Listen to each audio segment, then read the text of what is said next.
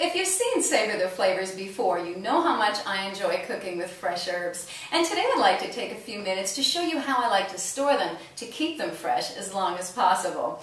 I've noticed there's certain herbs that I tend to use more frequently than others, like flat leaf parsley, thyme, and cilantro. And so I tend to use them before they spoil, or perhaps maybe it has something to do with how I store them.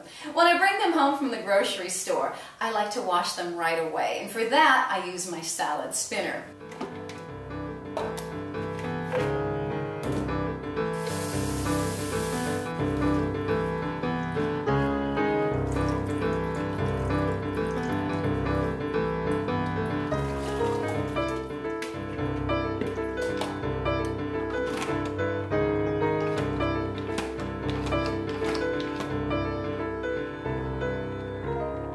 When you're finished spinning, take the cover off and then take your herbs out and wrap them in paper towel. That little bit of moisture that's left will be perfect to help keep them fresh. Then I like to place them in a zip-style storage bag that you can label, because that will make your herbs easy to find when you're cooking. And I just use the same bag over and over and store them in my refrigerator where I keep lettuce and other fresh produce. Also, when you go to use your herbs, each time look through them and remove any wilted pieces. That will help the remaining herbs continue to stay fresh.